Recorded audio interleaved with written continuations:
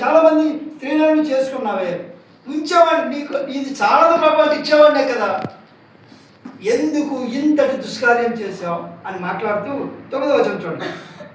ఈ మాట, నీవు యెహోవా మాటను తృణీకరించి ఆయన దృష్టికి చెడుతనము చేసితివేమి. ప్రశ్నిస్తా ఉన్నాడు. యెహోవా మాటను తృణీకరించి చెడుతనం చేసేవేంటి? అసలు ఎందుకు నువ్వు చెడుతనం చేయవలసి వచ్చింది? సో ఒక 3 ప్రశ్నలు మన దృష్టిలో మనం ప్రశ్నించుకొని దీనికి సమాధానాలు చూసి మనం ముగిద్దాం. రండి, ఈ సమయంలో కొన్ని విషయాలను దృష్టి తీసుకొని వస్తాను. ఇక్కడ జరిగిన సందర్భంతో మనం ఎరుగుదాము. ఈ సందర్భాన్ని నేను జ్ఞాపకం చేయట్లేదు, కానీ 7 నుంచి 26 వచనాల వరకు చదవాలి, కానీ 7 నుంచి నేను 15 వచనాలే జ్ఞాపకం చేస్తాను. 7 నుంచి 15 వచనాలలో ఆ మనుషుడు నీవే అన్నాడు. నీవే అని చెప్పి వదిలిపెట్టలేదు. నీవే అని చెప్పి గుడ్డగాలి ముఖాన్ని వేయలేదు. ఏం చెప్పాడు? దానికి పరిష్కారం కూడా చెప్పాడు. నిన్ను రాజుగా నియమించాడు, నువ్వు చాలామంది స్త్రీలను పెళ్ళాడావు, అంత మాత్రమే కాక దేవుడి దృష్టికి చెడుతనం చేశావు, దేవుడి దృష్టికి చెడుతనం చేశావు, కాబట్టి నీకు రావాల్సిన శిక్షలు ఉన్నా వాటిని జ్ఞాపకం చేద్దాం. మనం జ్ఞాపకం చేస్తున్నమాట. పంపబడిన వాక్యం ఏంటంటే ఇలా మాట్లాడుకుందారండి. ఏమని పంపాడు వాక్యం చూడండి. నాతాను వచ్చాడు. ఏం చెప్పాడు చెప్పాలి. నాతాను వచ్చి ఏం చెప్పాడు? ఉపమానం చెప్పాడు. అంతేనా? ఉపమానం చెప్పాడు. కొంచెం వెలాంటిగా ఉండండి మీరంతా. ఇక్కడ కొన్ని ప్రశ్నలు వస్తాయి మనకి, కొంచెం వెలాంటిగా ఉండండి. నాతాను వచ్చాడు, ఏం చెప్పాడు? ఉపమానం చెప్తా ఉండగా దానికి ఏమైనా అర్థమైందంటే ఏమర్థం? వినండి. నాతాను వచ్చి చెప్పింది ఎప్పుడు అర్థమైంది? ఆ మనుషుడవు నీవే అన్నప్పుడు 11వ వచనానికి వచ్చారికి ఏమన్నాడు? 11వ వచనానికి వచ్చారికి ఏమన్నాడు? నిజం, నేను పాపము చేసి తిని అన్నాడు. అంటే అతనికి ఏమర్థమైంది? అంటే ఇప్పుడు మీకేం అర్థం కాలేదు, నాకు అర్థమైంది. ఇప్పుడు 7వ వచనంలో దావీదుతో నాతాను ఏమన్నాడంటే, ఆ మనుషుడు నీవే అన్నాడు. ఇవన్నీ చెప్పగా 11వ వచనానికి వచ్చేసరికి దావీదు అన్నాడు నేను ఏం చేశాను? పాపము చేసి. అంటే ఒక ఉపమానం నాతాను ప్రకటిస్తున్నప్పుడు పాపం ఏంటో అర్థమైంది. అర్థమైంది అంతేనా? నాతాను దావీదుతో మాట్లాడగా దావీదుకి ఏమర్థమైందంటే నేను పాపిని అన్న సంగతి అర్థమైంది. సో పాపం గురించి చెప్పాడన్న సంగతి అర్థమైంది. పాపానికి శిక్ష ఉందని ఇవన్నీ చెప్పాడు కదా.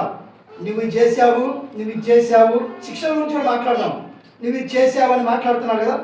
పాపం ఏంటో అర్థమైంది, పాపానికి శిక్ష ఏంటో అర్థమైంది. 3వది, పాపానికి పరిష్కారం 17వ వచనం చదవండి. పాపానికి పరిష్కారం కూడా చెప్పాడు, దాని ఫలితం కూడా చెప్పాడు.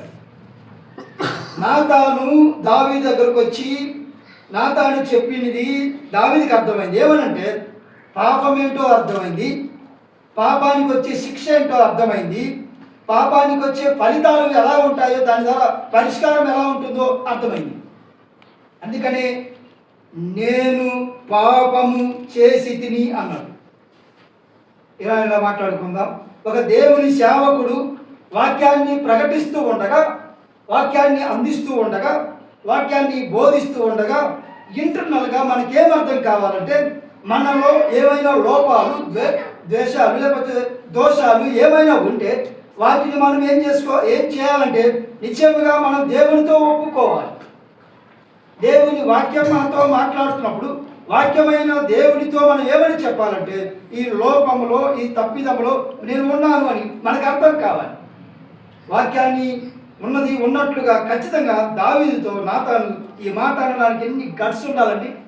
ఒక రాజుని, సాధారణమైన ప్రవక్త వెళ్ళి ఆ మనుషుడు నీవే అని ప్రశ్నించాడంటే, ఆ మనుషుడు నీవే అని అన్ని 100 మంది 1000 మంది ఒక రాజు ప్రశ్నించాడంటే నాతాను ఎంత గట్స్ ఉన్న దైవ సేవకుడో, ఎంత గట్స్ ఉన్న దేవుని ప్రవక్త మనం చూస్తూ ఉన్నాం. నేడు పాపాన్ని ఖండించేవారు, నేడు పాపం గురించి బోధించేవారు, నేడు పాపం గురించి వివరించేవారు నేడు కడువైపోయారు. పాపంలోనే జీవించండి, పాపములోని కొనసాగండి, పాపములోని ఉండండి, మాకు పైసలు ఇవ్వండి. మీరు పాపం చేయండి, దేవుడు మీకు లెక్క బదులిస్తాడు, మీకు తీర్పునిస్తాడు, పశ్చాత్తాపడితే సరిపోతుందని అని బోధించే బోధకులు ఉన్నారు. వినండి, దావీదునైనా సంసోనునైనా ఇంకెవరినైనా క్షమించే దేవుడు కాదాయన. వినండి, దావీదుని క్షమించాడు కానీ దావీదు చేసిన పాపాన్ని క్షమించలేదు. వినాలి, దావీదుని క్షమించాడు కానీ దావీదు చేసిన పాపాన్ని క్షమించలేదు దేవుడు. పాపము దేవుని దృష్టికి దుష్కార్యమైనది, పాపము దేవుని దృష్టికి వ్యతిరేకమైనది. ఎంతటి హోదా కలిగిన వారైనా, ఎంతటి పేరు ప్రఖ్యాతులు గణించిన వారైనా, ఎంత గొప్ప దేవుని సేవకులైనా, ఎంత గొప్ప పరిచారకులైనా, ఎంత గొప్ప కీర్తనకారులైనా పాపాన్ని దేవుడు ఎన్నడూ ప్రేమించడు. పాపం దేవునికి వ్యతిరేకమైన కార్యం. అట్లయితే దావీదు చేసిన ఆ దోషాలకి ఏమి రావాలి? శిక్ష రావాలి కదా. మరణానికి పాత్రుడు కావాలి, మరణానికి కావాలి. కానీ మనం ఏమనుకుంటామంటే, మనం అనుకునే మాట ఏమంటే, తప్పు చేసి దేవుని దగ్గరికి వెళ్ళి క్షమాపణ అడిగితే క్షమించడా? మనం చెప్పే వాక్యం ఎలాగే ఉంటుంది, జనాలు ప్రవర్తించే తీరు కూడా ఎలాగే ఉంటుంది. దావీదునే క్షమించిన దేవుడు నిన్ను క్షమించడా? దావీదునే క్షమించిన దేవుడు నిన్ను కూడా క్షమిస్తాడు. చేయి తప్పు, తాగు, తిరుగు, ఎంజాయ్ చేయి, నా దేవుని దగ్గరకు వచ్చి ఒప్పుకో అని చెప్పే బోధలు లేకపోలేదు. కానీ తప్పు అయిపోయింది అన్నంత మాత్రాన దేవుడు విడిచిపెడతాడు అనుకోవటం పొరపాటు. ఒక్కొక్క రకంగా ఉంటాయి ఆ తీర్పులు. ఏంటో కొన్ని చూద్దాం, చూడండి కొన్ని తీర్పులు. ఇప్పుడు దావీదు నా పాపము క్షమించమని అంటే, నేను పాపము చేశాను అన్నాడు కదా. దావీదుకి వచ్చిన తీర్పుల గురించి తర్వాత ఆలోచించేద్దాం. క్షమించమన్నాడు కదా, మరి క్షమించాలి కదా. ఎందుకు కొంతమంది క్షమాపణ అడిగినా కానీ వారిని దేవుడు క్షమించకుండా శిక్షించాడు. చూస్తారా? కొంతమంది వ్యక్తులు మనం చూద్దాం. పాపం ఒప్పుకోవడంలో అనేక తీర్పులు ఉన్నాయి, కానీ దేవుని తీర్పు మాత్రం ఒకటే. చూడండి, నెంబర్ 1 సమూయేలు మొదటి గ్రంథం. కొన్ని విషయాలు చూద్దాం. సమూయేలు మొదటి గ్రంథం 15వ అధ్యాయం. ఒకసారి అక్కడ రండి. సమూయేలు మొదటి గ్రంథము 15వ అధ్యాయం 24 వచనం చూస్తారా? 24.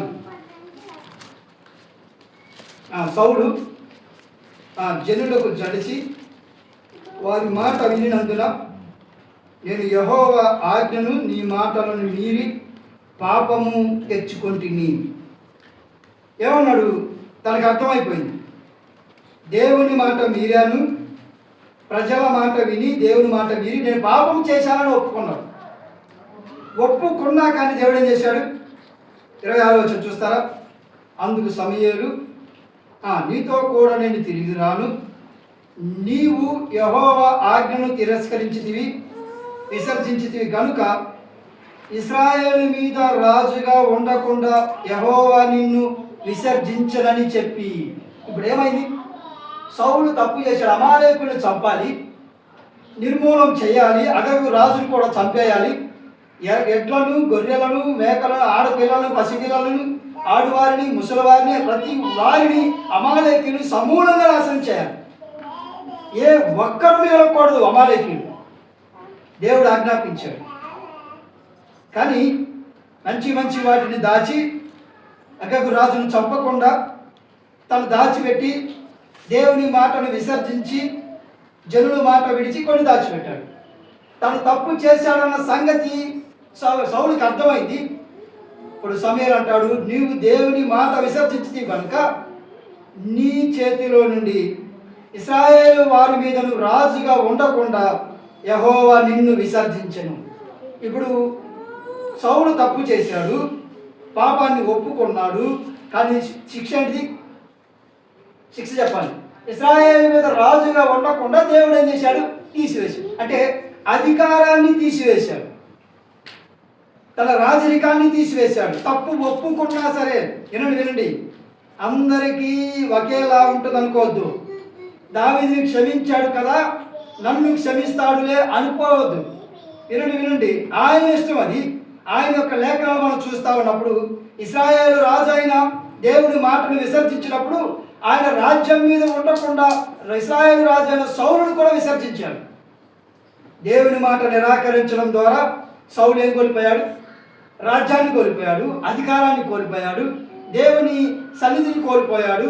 సమూయేలుతో సహవాసాన్ని కోల్పోయాడు. సో దాటి వెళదాం. ఒకటి, సౌలు ఒప్పుకున్నాడు, నేను పాపం చేశానని ఒప్పుకున్నాడు, కానీ శిక్ష వచ్చింది, అది అధికారం. రెండో మాట చూడండి, సంఖ్యాకాండం 22వ అధ్యాయం. సంఖ్యాకాండం 22వ అధ్యాయం 34 వచ్చిన చూస్తారా? 34 వచ్చింది. అందుకు బిలాము, నేను పాపము చేసి తిని. బిలాము ఏం చేశాడట? బిలాము పాపం చేశాడు, ఒప్పుకున్నాడు. దేవుని ప్రజలను దీవించవలసిన వాడు శపించడానికి బయలుదేరాడు.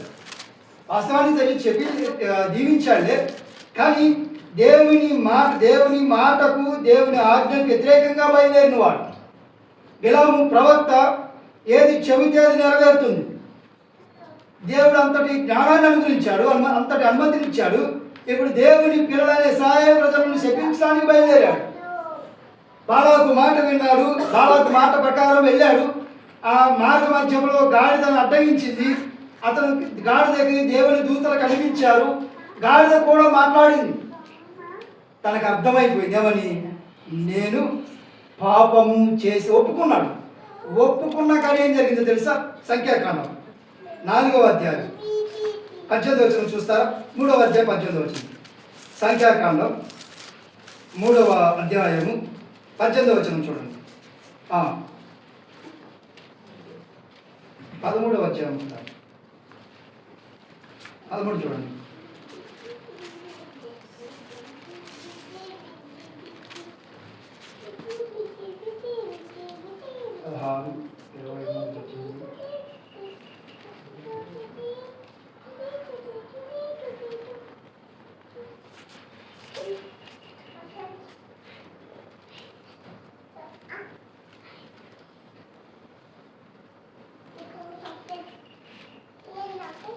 కత్తితో చంపబడినట్లుగా మనకు కనబడుతుంది. ఒకసారి ఆ మాట చూస్తారా?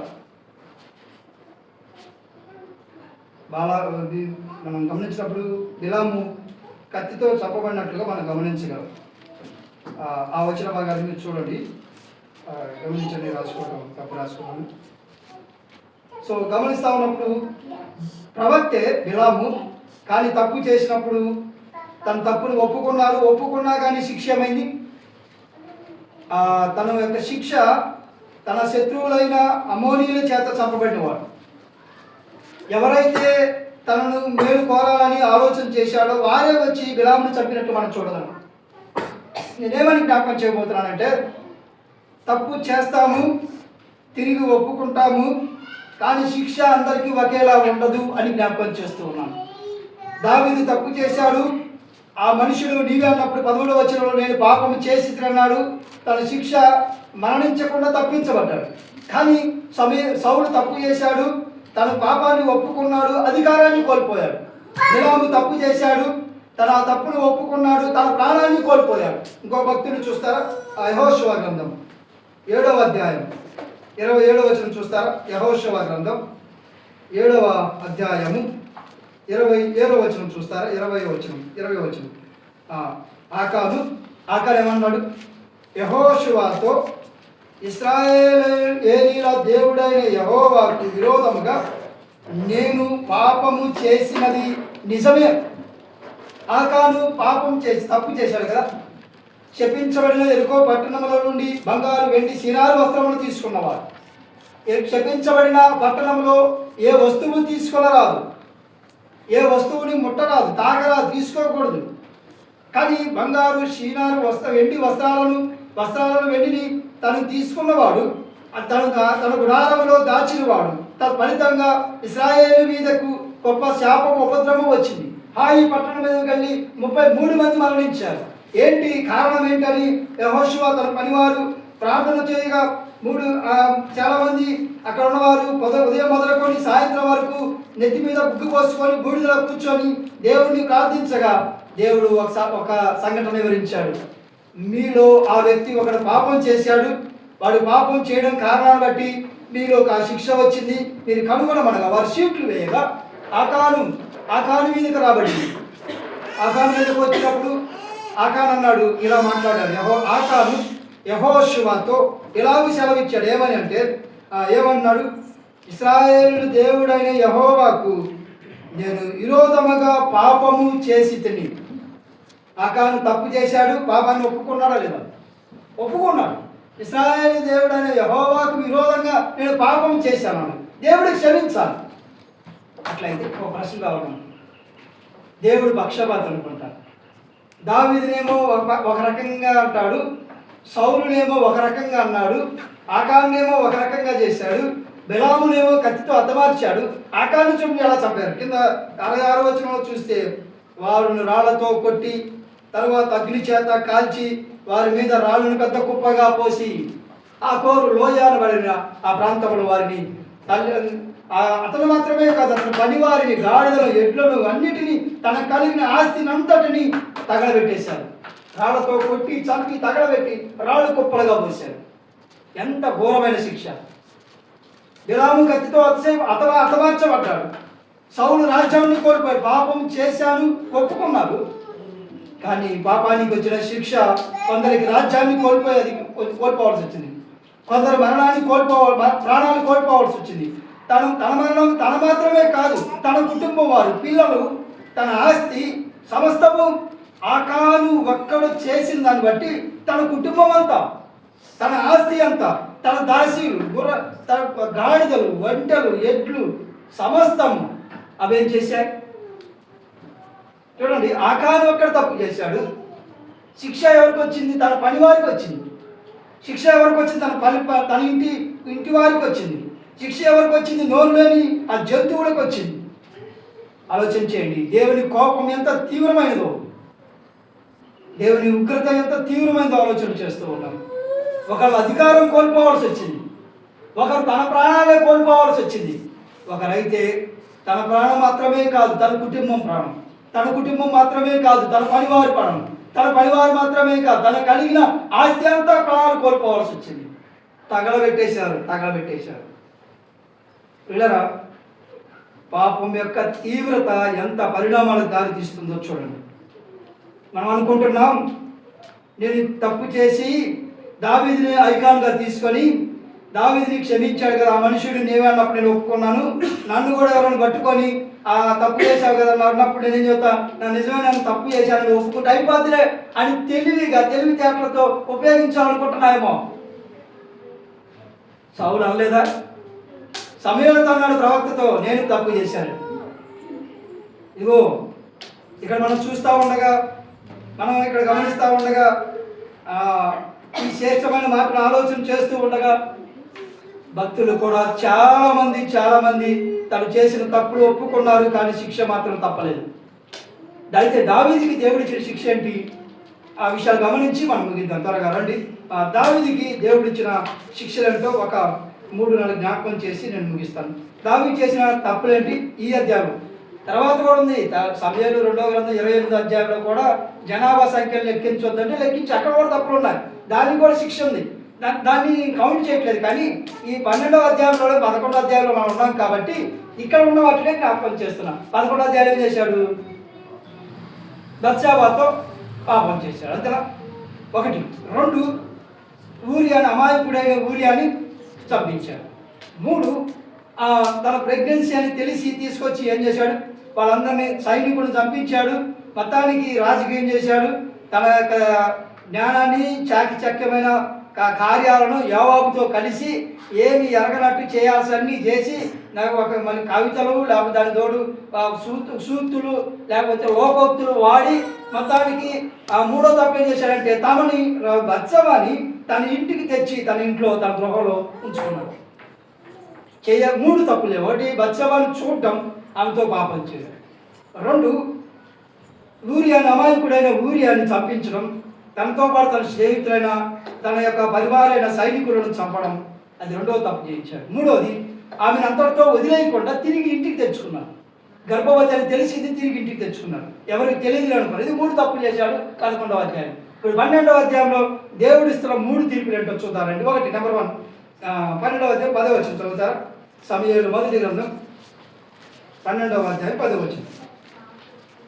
నీవు నన్ను లక్ష్యము చేయక హిత్తీయుడగు ఊరియా భార్యను నీకు భార్య ఎగనట్లు తీసుకొనినందున నీ ఇంటి వారికి సదాకాలం యుద్ధము కలుగును గాక. ఒకటి, సౌలుకైతే రాజ్యాన్ని తీసివేశాడు,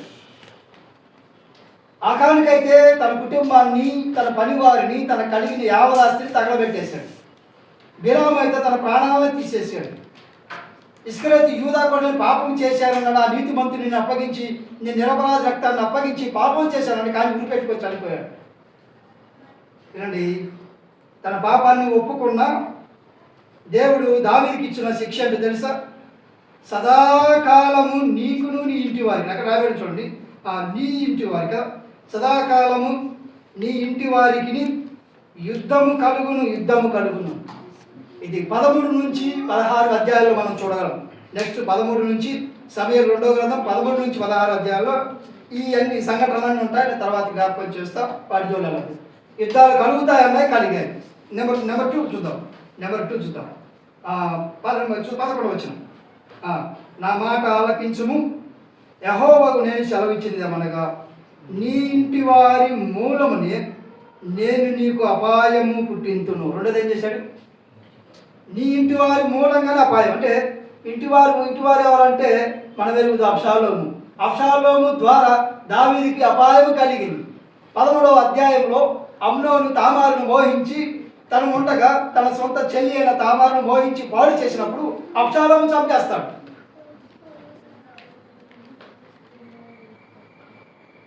అయితే ఆ కారణాన ఇంటిని విడిచి వెళ్ళిన వాడు తిరిగి యోవాబు ద్వారా కుయుక్తిగా రాజ్యంలో ప్రవేశిస్తాడు.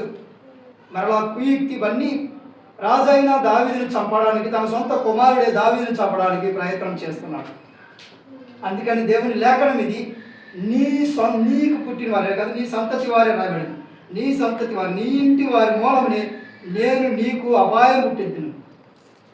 నెత్తి మీద వడ్డేసుకొని కాళ్ళకు చెప్పులు లేకుండా అరణ్యములో నుంచి పారిపోతున్నవాడు, కొండ ప్రాంతంలో పారిపోతున్నవాడు, ఎక్కడొచ్చి అబ్షాలోము చంపేస్తాడో అని పారిపోతూ ఉన్నవాడు. 430 మంది వెంబడిస్తూ ఉన్నారు దావీదుని. వాళ్ళలో అలా వెళ్తున్నప్పుడు షిమీ కుమారుడైన గెర దావీదుని శపిస్తున్నాడు, దూషిస్తున్నాడు, చీపో అంటున్నాడు. అయ్యో, దావీదుకి ఎంతటి శిక్ష వచ్చిందో చూడండి. బత్షెబతో చేసిన తప్పుని బట్టి ఆ ఇంటి వారికి సదాకాలం యుద్ధం అని ప్రకటించాడు. రెండోది, నీ ఇంటి వారి నీ మీద యుద్ధాన్ని అనగా నీ ఇంటి వారి మీద నీ కలిగే శిక్షను కూడా జ్ఞాపకం చేస్తున్నాడు. మూడోది, అక్కడ రాబడింది, నీవు చూస్తూ ఉండగా నీ భార్యను నీ చేరు వారికి అప్పగిస్తాను. నీ భార్య ఉన్నారే, నువ్వు రహస్యంగా చేసావు కదా, బత్షెబతో రహస్యంగా చేసావు కదా, ఇప్పుడు బహిరంగంగా నువ్వు చూస్తుండవు. ఎంత చూడండి, ఊరియా లేకుండా రాజైన దావీదు చేసిన తప్పిదాన్ని దేవుడు ఎంత తీవ్రంగా తీసుకున్నాడు. ఇప్పుడు ఊరియా లేకుండా నువ్వు తప్పు చేసావు కదా, ఇప్పుడు నువ్వు చూస్తూ ఉంటే నీ భార్యలను నీ చెరువు వారికి ఇస్తాను. నువ్వు చూడు, పట్ట పగలే మన చీకట్లో నువ్వు రహస్యంగా చేసావు, ఎవరికి తెలియకుండా చేసావు, దాని వెనక ఎన్నో రాజకీయాలు చేశావు, కానీ నీ చేరువానికి అబ్షాలోమే, ఎవరో కదా అబ్షాలోమే తన కుమారుడే చేశాడు. ఇవన్నీ ఎంతటి శిక్షణ చూడండి పిల్లరా. దీనికంటే మరణించడమే బెస్ట్ అనిపించట్లా? యుద్ధాలు జరుగుతూ ఉన్నాయి, తన సొంత కుమారుడే తలుపుతా చంపాలని ప్రయత్నం చేస్తూ ఉన్నాడు. అనిపించింది కదా, దారిపోతా ఉన్నప్పుడు, పారిపోతున్నప్పుడు అంటాడు, అబ్షాలోము చనిపోయినప్పుడు అంటాడు, నా కుమారుడు నీ బదులు నేను చనిపోయినా బాగుండునేమో, ఈ శిక్షల కంటే మరణించే బాగుండేమనిపించింది. దేవుడి చిత్తం అది కాదు. తన భార్యలను చూస్తూ ఉండగా తన చేరువానికి అప్పగించాడు. ఇవన్నీ బాగానే ఉన్నాయి, కానీ ఇంకొకటి మిగిలి ఉంది. ఏంటంటే ఇంక 2 ఉన్నాయి, ఒకటి జ్ఞాపకం చేస్తాను చూడండి. ఇప్పుడు 15 వచ్చిన కానీ 15 వచ్చింది చివరి భాగం. ఆయన శత్రువులకు గొప్ప కలుగు కాబట్టి కనుక ఈ మాట చూడండి. 15 వచ్చింది, నీకు పుట్టిన బిడ్డ నిశ్చయముగా చచ్చునని దావీదుతో చెప్పి తన ఇంటికి వెళ్ళిన. ప్రశ్న ఇలా మాట్లాడుకుందామా? దావీదు తప్పు చేశాడు కదా, ఇప్పుడే పుట్టిన బిడ్డ ఏం చేశాడు? ఇప్పుడు చాలామంది ప్రశ్న అదే కదా, మనం చాలామంది ప్రశ్నించుకునేది ఏంటంటే దావీదు తప్పు చేశాడు, బాగానే ఉంది, తన ఇంటి వారి శిక్ష అన్నాడు, తన భార్యలను వేరే వారి చేరు వారికి అప్పగిస్తా అన్నాడు, నువ్వు చూస్తుండగానే నీకు ఇద్దాలన్నాడు, నువ్వు దేవునికి విరోధంగా పాపం చేశావన్నాడు, సరే క్షమించాలన్నాడు, క్షమించినట్టు ఉండకుండా అప్పుడే పుట్టిన బిడ్డ ఏ తప్పు చేశాడని ఆయన చంపాడు దేవుడు. మాయా. పాపానికి ఎప్పుడైనా నిర్దోషమైన బలి జరగాలి. పాపం పరిష్కరించబడాలంటే బలి జరగాల్సిందే. సర్వ మానవాళి పాపాల కొరకై నిర్దోషమైన బలి అర్పించబడిన వాడు ప్రభు. నిర్దోషమైన బలి అర్పించబడకపోతే పాపానికి పరిష్కారం లేదు. పాపానికి పరిష్కారం కావాలి. దావీదు యొక్క పాపం పరిష్కరించబడాలి, తీసివేయబడాలంటే అది అప్పుడే పుట్టిన బిడ్డ బలి అవ్వాల్సి వచ్చింది. అర్థమైందా? చాలామంది ఏమనుకుంటారంటే ఆ పిల్లోడు ఏం చేయలేదు కదా, దావీదుని శిక్షించలేదు కదా, ఆ పిల్లోడు అట్లా చిన్న పిల్లోడు చంపితే దేవుడికి వచ్చింది, అసలు దేవుడు చిన్న పిల్లలని అట్టెందుకు చంపాడు, దేవుడి కనికరం లేనోడు అని ఆలోచన చేస్తుంటారు. కానీ కాదు. ఒక నిర్దోషమైనది బలిగా అర్పించబడకపోతే, ఒక నిర్దోషమైనది ప్రాణాలు కోల్పనకపోతే మన పాపాలకు పరిష్కారం అనేది ఎన్నడూ దొరకదు, లేదు కూడా. సర్వ మానవాళి పాప పరిహారార్థమై మన ప్రభు యేసుక్రీస్తు వారు ఎలా మన కొరకు బలి అయిపోయాడో దావీదు పాపం కొరకు ఆ పిల్లవాడిని దేవుడు తీసుకున్నాడు. సో నేను జ్ఞాపకం చేసి ముగించాలనుకున్నాను. ఇంకొక మాట ఉంది అక్కడ చూడండి, 15 వచ్చింది సార్, 14 వచ్చింది. అయితే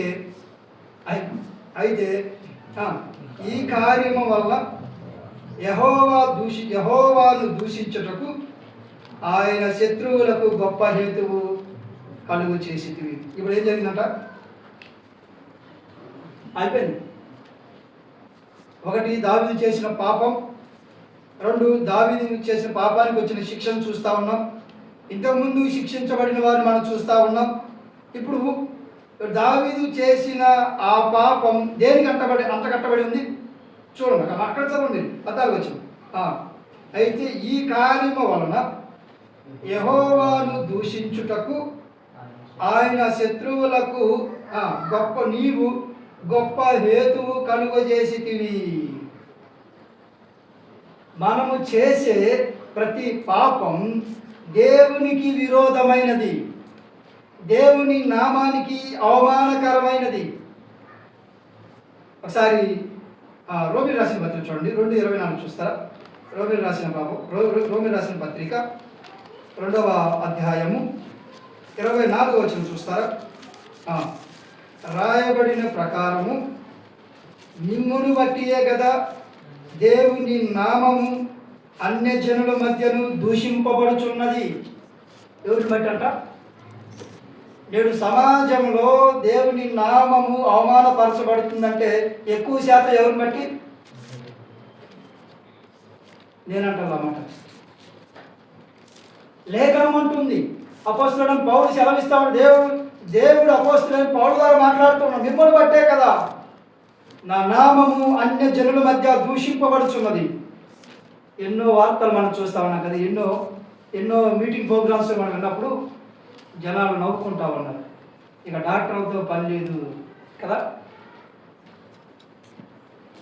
నేను ప్రార్థన చేస్తే ఫలానా అన్నప్పుడు ఇక్కడ చూసి అన్ని ఏమనుకుంటున్నారంటే, ఆహా ఇలా దేవుడు ఎట్టోడు చూడండి, ఇలా దేవుడు చూడండి, అసలు వీళ్ళు చూడండి అని ఎన్నో నేను వాటిని వివరించడం పని లేదు, మీకు అందరికీ తెలుసు. మీరు రోజు చూస్తూనే ఉన్నారు యూట్యూబుల్లో, వాట్సాప్ల్లో, తదుపరి యూట్యూబుల్లో, తర్వాత వాట్సాప్లో, ఇన్స్టాగ్రామ్లో, అనేక స్థలాల్లో మీరు లైవ్లో టీవీలో కూడా చూస్తూ ఉన్నారు. వారు చేసే కార్యాలు జనాలకు ఎలా ఉన్నాయంటే అది దేవుని నామానికి అవమానకరంగా ఉన్నాయి. పిల్లరా, దావీదు చేసిన కార్యం దేవుడైన యెహోవాకు శత్రువులైన వారికి దూషించడానికి కారణమైంది. పిల్లరా, మనం చేస్తున్న ఏ చిన్న తప్పిదమైన దేవుని నామానికి అవమానకరంగా మారొచ్చాము. మనం చేస్తున్న క్రియల ద్వారా దేవునికి అవమానం కలుగుతుందేమో చూడండి. మనం చేసే త్రాగుతనం, మనం చేసే అబద్ధాలు, మనం చేసే క్రియలు ఏవైనా మోసాలు కావచ్చు. ఏది దేవునికి వ్యతిరేకమైన ఏది చేస్తున్నామో అది దేవుని నామానికి అవమానకరమైనది. ప్రియులారా, ఆలోచించండి. ఏ చిన్న లోపమైనా మనం చేసేది ఆయన నామానికి అవమానకరమైంది. ఇది చిన్నదే కదా అనుకోవద్దు. పాపము ఎలాంటిదైనా పాపమే. పాపములో చిన్న పెద్ద తేడా లేదు. మనుషులలో చిన్న పెద్ద ఉన్నారు కానీ పాపములో చిన్న పెద్ద తేడా లేదు. అబద్ధకుడికి ఒకటే శిక్ష, నరహంతకుడికి ఒకటే శిక్ష, వ్యభిచారుడికి ఒకటే శిక్ష, విగ్రహారాధికులకు ఒకటే శిక్ష. పాపములో ఏ భేదము లేదు. పాపములో ర్యాంకులు లేవు. పాపములో గ్రేడులు లేవండి. పెద్దవారు చేసినా చిన్నవారు చేసినా, తెలిసి చేసినా తెలియక చేసినా పాపం పాపమే. పాపానికి ఫలితం ఉంది. పాపానికి ఫలితం ఉంది. ఆయన నామానికి అవమానకరంగా చేసే ప్రతి కార్యం వెలుగులోకి వస్తుంది. దావీదు చేసింది 9 నెలలకి బయటపడింది. మనం చేసింది ఒకవేళ కొన్ని నెలలకి బయటికి రాకపోవచ్చాము, సంవత్సరాలైన బయటికి రాకపోవచ్చాము, ఖచ్చితంగా వస్తుంది. ఇలా జ్ఞాపకం చేస్తా. గలతీయులకు రాసిన పత్రిక చూడండి, 6వ అధ్యాయం 7వ వచనం చూస్తారా? గలతీయులకు రాసిన పత్రిక 6వ అధ్యాయము అయిపోయింది వర్తమానం. 6వ అధ్యాయం 7వ వచనం చూస్తారా? వాక్యం 6వ అధ్యాయము 7వ వచనం. మోసపోకుడి, దేవుడు వెక్కిరించబడడు, మనుషులు ఏమి విత్తునో ఆ పంటనే కోయును. ఎలయనగా తన శరీరేచ్ఛను బట్టి ఇత్తువాడు తన శరీరం నుండి క్షయమని పట్టణ పోయిను, ఆత్మను బట్టి విత్తువాడు ఆత్మ నుండి నిత్య జీవన పంట పోయిను. చాలు దాంట్లో వెళదాం. కింద భాగం చూడండి, 10వ వచనం. మనం అలయక మేలు చేసివేమి, తగిన కాలమందు పంట కోతున్నాం. రండి, అయిపోయింది వర్తమానం. దావీదు చేసింది మనం జ్ఞాపకం చేసుకొని మనం ముగిద్దాం. ఇక్కడ చూస్తే విత్తుటాకు పోయేటి గురించి మీకు తెలుసు కదా. మనం అందరూ వ్యవసాయం చేసిన వారు చూసిన వారు. వరి పంట విత్తితే గోధుమ పంట వచ్చిద్దా? ఇక్కడ చూశారు మీరు? ఎక్కడ లేదు దేశంలో. ద్రాక్ష పంట విచ్చినప్పుడు అంజూరూప పంట రాదు. ద్రాక్ష చెట్టు నాటితే అంజూరూప పంటలు రావు. జామ చెట్లు నాటితే మామిడి పండ్లు రావు. వినండి, ఏదైతే విత్తుతామో అదే కోస్తాం. అంతే. ఏదైతే మనం విత్తుతామో అదే కోస్తాం. ఇచ్చిన దానికంటే ఎక్కువగా కోస్తామా తక్కువ కోస్తామా చెప్పాలి. మనం విత్తింది కొంచెం అయితే పంట ఎక్కువ తక్కువ ఉంటుంది, ఎక్కువే ఉంటుంది. మూడవది, విత్తిన వెంటనే కాదు, దానికి ఒక సమయం ఉంటుంది కదా. కొన్ని పంటలకి, ఉదాహరణకి మామిడి పంట రావాలంటే 3 సంవత్సరాలు. కానీ కొన్ని వృక్షాలకు 6 నెలలు చాలు, కొన్ని పంటలకు 6 నెలలు కాదు. వరి పంట 6 నెలలు, 9 నెలలు. మనం గమనించగలం. 3 నెలల పంట కూడా ఉండదు. సో వాటి ఫలాలను బట్టి కాలం ఉంటుంది. కానీ మనం చేసే ప్రతి పాపానికి ఖచ్చితంగా ఏముంటుంది? ఫలితం ఉంటుంది. ఇలా జ్ఞాపకం చేసి ముగిస్తా ఉన్నాను. ఏదైతే మనం విత్తుతామో అదే కోస్తాం, కానీ ఇత్తిన దానికంటే ఎక్కువగా కోస్తాం. హలో, ఒక్క తప్పుకి 4 కుమారులు కోల్పోయాక తెలుసా? దావీదు 4 కుమారులు కోల్పోయారు. ఒక్క తప్పుకి 4 కుమారులు. సదాకాల యుద్ధం. తన భార్యను తన కళ్ళెదుటే పాపం. చూడరా, దావీదుని క్షమించాడులే అని తేలికగా తీసుకోవద్దు. దావీదుకైనా, నీకైనా, నాకైనా దేవుని తీర్పు ఒకటే ఉంటుంది. దాన్ని భరించే శక్తి మనకు ఉండాలి. కొన్నిసార్లు మనం చేసే తప్పిదాలకు ప్రాణాలు తీసుకుంటాడు. జాగ్రత్త సుమి. చివరికి ఒక మాట చెప్పి ముగిస్తా. చూడండి, ఆదికాండం 18వ అధ్యాయం 25వ వచనం చదువుకొని మనం ముగిద్దాం. ఏంటి దేవుడు ఇలా చేస్తున్నాడు అంటే, ఆ చొప్పున చేసి దుష్టులతో కూడా నీతిమంతుల చంపడానికి దూరమవును గాక. ఈ మాట పట్టుకోండి. నీతిమంతుని దృష్టితో సమానముగా ఎంచటానికి దూరమవును గాక. ఈ మాట సర్వలోకమునకు తీర్పు తీర్చువాడు న్యాయము చేయడా. యా అమ్మా, నీవు కాదు నేను కాదు తీర్పు తీర్చేది. దావీదుకి అలాంటి శిక్ష ఏంటి, ఆయనకు అలాంటి శిక్ష ఏంటి, ఈయనకి ఎలాంటి శిక్ష ఏంటి అని అనుకోదు. సర్వలోకానికి తీర్పు తీర్చే దేవుడే మన పట్ల తీర్పు తీరుస్తాడు. కాబట్టి మనం ఈ లోకంలో జాగ్రత్త కలిగి వారి వలె మన ముందున్న భక్తుల వలె మనం జీవించకుండా కొంత మెలకు కలిగి భయభక్తులు కలిగి దేవుని యందు మనం జీవించాలని ప్రేమతో జ్ఞాపకం చేస్తూ నేను ముగిస్తున్న దేవుడు లేఖన భాగాలను మన వీటిలో దీవించి ఆశీర్వదించునుగాక. ఆమేన్. తల వంచినట్లయితే